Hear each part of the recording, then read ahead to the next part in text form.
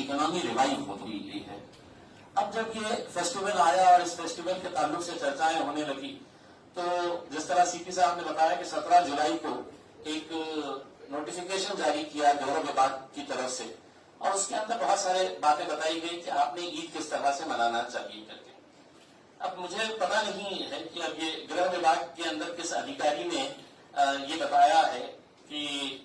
जो बाकी के जो कंडीशंस है उसके अंदर चर्चा हो सकती है,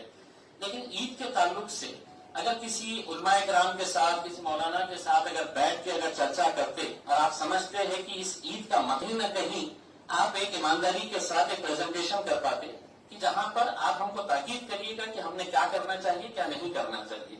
अब इसमें पॉइंट नंबर 3 है, नागरिकांनी शक्यतो प्रतीकात्मक कुर्बानी करावी। अब ये किसी अधिकारी ने, जिस किसी ऑफिसर ने ये बनाया है, वो हमें समझाए कि प्रतीकात्मक कुर्बानी कैसी हो सकती है। क्या हम आंखें बंद करके ये तस्वर कर ले कि हमने कुर्बानी कर ली है और वो कुर्बानी हो गई है। बाकी के जितने भी इश्यूज है वो इश्यूज हम भी समझ रहे हैं, और अब तमाम जनता को ये बात समझ में आ चुकी है कि अब हमें कोरोना से डील करते हुए, कोरोना के साथ जिंदा रहते हुए हमको आगे बढ़ने की जरूरत है। हम कब तक ये बंद रखेंगे और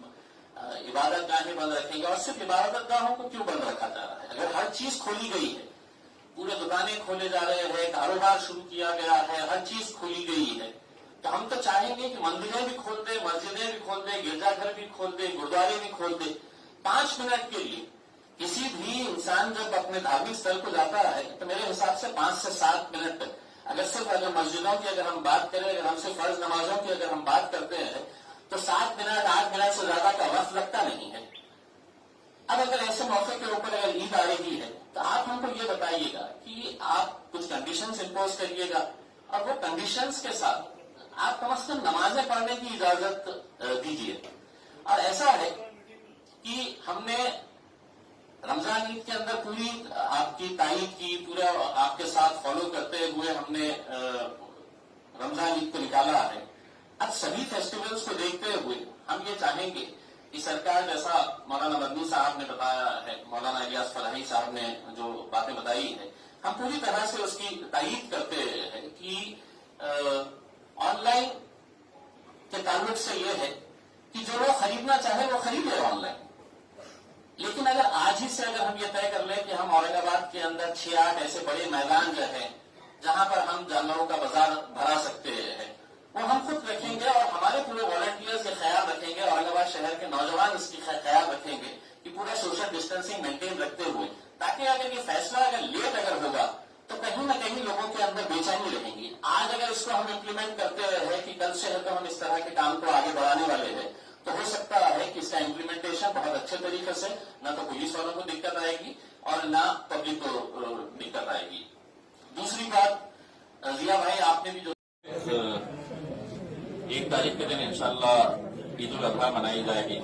अब पिछले 4 महीनों से औरंगाबाद की आवाम ने पूरी तरह से प्रशासन का, पुलिस डिपार्टमेंट का साथ देते आए हैं, और हमें खुशी है कि प्रशासन और पुलिस ने पिछले 4 महीनों के अंदर जिस तरह का काम किया है, आज औरंगाबाद धीरे धीरे अपनी पटरी के ऊपर लौट रहा है। आने वाला महीना, जैसा सीपी साहब ने बताया है कि बहुत सारे त्योहार हैं, उसमें एक सबसे पहले शुरुआत अगस्त महीने के अंदर होती है ईद उल अजहा से, उसके बाद श्रावण का महीना त्योहार आता है, फिर उसके बाद गणपति का जो हिंदू भाइयों के लिए बहुत बड़ा त्योहार है वो आ रहा है, मुहर्रम हमारे शिया भाइयों के लिए बहुत बड़ा त्योहार है। तो ये सब त्योहारों को देखते हुए हम चाह रहे हैं कि अब चूंकि बाजारें खुल गए हैं, मार्केट खुल रहा है धीरे धीरे, तो हम चाहते हैं कि इबादत गाहें भी खोली जाए, ताकि उसमें सिर्फ मस्जिदों की बात नहीं कर रहे हम, मंदिर, गिरजाघर हो या गुरुद्वारा हो, ये तमाम जो धार्मिक स्थल है ये सब खोले जाए। इस ईद के ताल्लुक से हमने एक मीटिंग लिए थे मौलाना लोगों के साथ, उलमाओं के साथ, और उस मीटिंग के अंदर ये तय हुआ था कि कुछ जो गाइडलाइंस सरकार की तरफ से आई है वो गाइडलाइंस के ऊपर चर्चा करने के लिए कि क्या सरकार के गाइडलाइंस ये दीनी एतबार से ये पॉसिबल है क्या फॉलो करना। उसमें एक ये था कि ऑनलाइन है तो आप जानवरों की फरोख्त कर सकते हैं, खरीद सकते हैं, तो ये है कि जो खरीदना चाहे वो खरीद सकते हैं, लेकिन छोटे मोटे किसान जो है जिनके पास छोटे 2-4 जानवर होते हैं वो आते हैं मार्केट के अंदर, 2 पैसा कमाते हैं, تو وہ ہر ایک کے لیے ممکن نہیں ہے. جو خریدنا چاہے تو بالکل وہ خرید سکتے ہیں آن لائن, لیکن جو نہیں خرید سکتے ہیں ان کے لیے اگر ہم شہر کے اندر 6-8 جگہ کے اوپر بڑے جو میدان ہے وہاں پر اگر ہم بڑے مارکیٹس اگر اسٹیبلش کر دیں تاکہ لوگوں کے اندر ایک ہڑکمپ نہ رہے, لوگوں کے اندر ایک کنفیوژن نہ رہے کہ کیا ہونے والا ہے کر کے, اور اس کو ابھی سے ہی اگر کر دیتے ہیں اگلے 2 دن کے اندر ہم اس کو شروع کروا دیتے ہیں تو نہ سوشل ڈسٹینسنگ کا پرابلم آئے گا اور نہ کوئی دوسرے ایشوز آئے گے. ساتھ ہی ساتھ پچھلے 4 مہینوں کے اندر چونکہ تمام عبادت گاہیں بند تھی تو اب یہ مانگ اٹھنے لگی ہے کہ کم از کم عید کی نماز عیدگاہ کے اندر پڑھنے کی اجازت دی جائے, جو بھی کنڈیشنز رہے گی. اب دوسرے ملکوں کے اندر دیکھ رہے ہیں ہم کی عبادت گاہیں کھول دی گئی ہے, کنڈیشنز کے ساتھ کیا جا رہا ہے اس کو فالو, تو وہ کنڈیشنز کو فالو کرتے ہوئے اب نماز جو ہے وہ اس کو عیدگاہ کے اندر پڑھنے کی اجازت ملے, یہ مانگ تمام علماء کرام کی ہے. ساتھ ہی ساتھ گورنمنٹ نے اپنے نوٹیفیکیشن کے اندر یہ کہا ہے کہ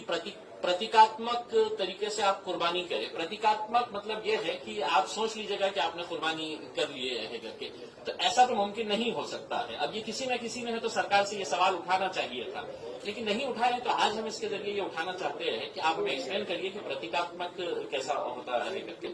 یہ سب چیزیں مدعے تھے, اس کے اوپر چرچا ہوئی, پولیس ڈپارٹمنٹ نے پورے طریقے سے سنا ہے اور ہمیں یقین ہے کہ پولیس ڈپارٹمنٹ جو لوگوں کی بھاونا ہے اس کو سرکار تک پہنچا کر جس طریقے سے فیسٹیولز کئی سالوں سے کئی صدیوں سے ہم لوگ مناتے آ رہے ہیں اسی طرح سے اب یہ دوبارہ زندگی کو شروع کی جائے, یہی اپیل ہے. Thank you. Please like and subscribe my YouTube channel.